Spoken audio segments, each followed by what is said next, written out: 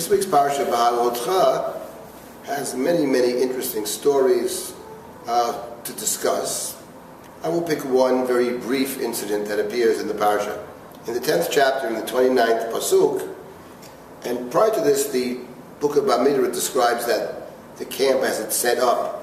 The tribes are counted, the tribes are organized, 4 sets of 3, the Mishkan, the tabernacles at the center, surrounded by the Leviim, we're all set to go. At this point, Moshe speaks to someone named Chovav ben Mu'ur HaMidyani Chotein Moshe. And Moshe says in verse 29 of chapter 10, Nosim anachnu hamakom asher amar Hashem oto ateinu lachem v'cha itanu ve'hitavnu lach ki Hashem diber tov Yisrael. So Moshe says to Chovav, the son of Reuel, because Reuel is the father-in-law of Moshe, as described earlier. Chovav ben Reuel sounds like his son. One might say literally it's the same person. He says, we are traveling to the place that God told us, come with us. It will be good for you. Because God has spoken Tov. God has speaks well of Israel. Chovav says to Moshe, I'm not going. I prefer to go to my own homeland, to my own home. So he refuses Moses' kind offer. At which point Moshe insists, Vayomer repeats, Anat ta'azov otanu, don't abandon us. Ki alken yodata chanotenu bamidbar vayitavanu ve'einayim. You know our encampings in the desert. You either will be for us a pair of eyes or have been a pair of eyes. And if you go with us, says Moshe, and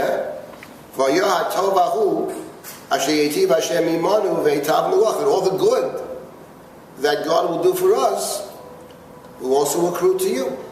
The word Tov appears 5 times in Moshe's little 2 speeches to Chovav. But the next verse, they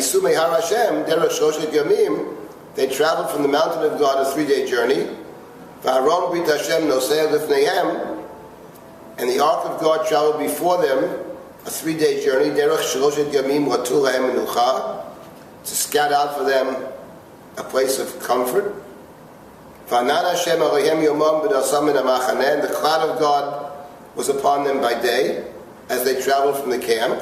But the Torah doesn't tell us whether Chovav agrees to go with Moshe or not. 2 possibilities. He does go or he doesn't go.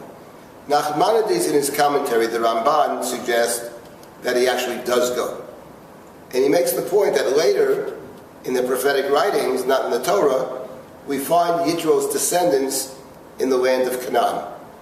So from this, the Ramban suggests, we can surmise, the Ramban thinks, that perhaps he did go. I would argue the opposite, that since it doesn't say he does go, and since he initially refuses to go, I would suggest that there's no evidence that he went. Over here, maybe they went some other time. But here there's no evidence. And furthermore, the next verse that says the ark and the cloud accompanied them suggests to us that the ark and the cloud accompanied, but not Chovav. After all, Moshe had said, so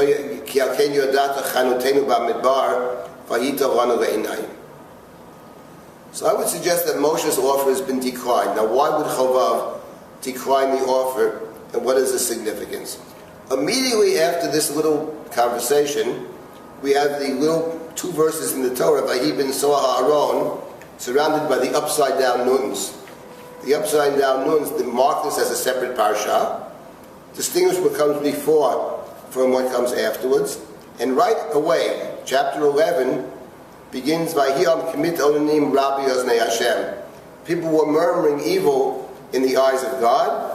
The Torah says that after this complaint, in God's angry response, there's a second incident. The people complain about the food, about the man, and they're arguing, complaining. And the Torah says, Vayicharaf Hashem, in verse 10, God was angry. Uveinei Moshe Ra. And in Moses' eyes, it was evil. So this section begins with the word evil and ends with the word evil. At which point Moshe speaks to God in verse 11 and says, Lama hariota, why have you done evil to your servant? Referring to himself. Giving me a job I can't possibly do. How can I handle this job? And Moses ends his speech, or tirade, with, If you do this to me, I prefer you kill me.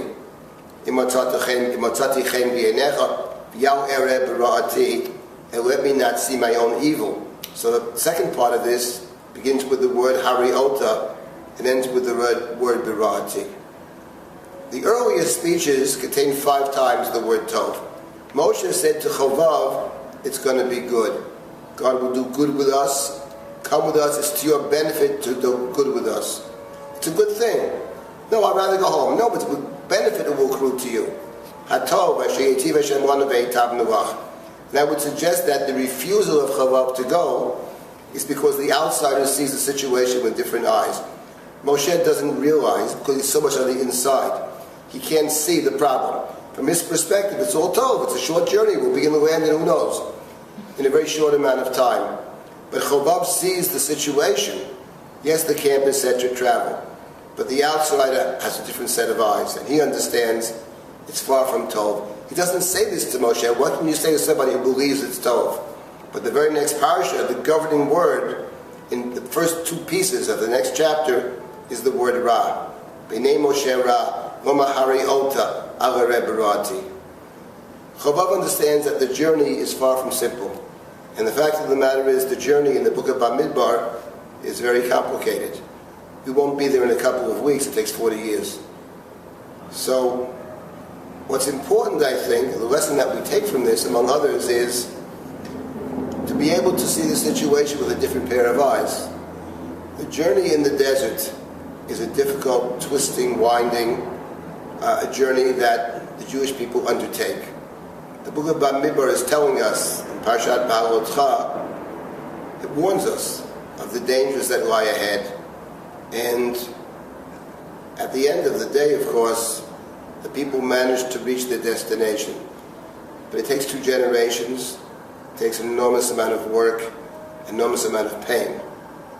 But the Jewish people stay the course. They move forward, but not as Moshe thought initially, in 1 or 2 quick steps. Rather, the book of Bamidbar, book of 2 generations, is a story about struggle and eventually overcoming the difficulties, leaving Egypt both physically and spiritually, and paving the way for the entrance into the Promised Land. Shabbat Shalom.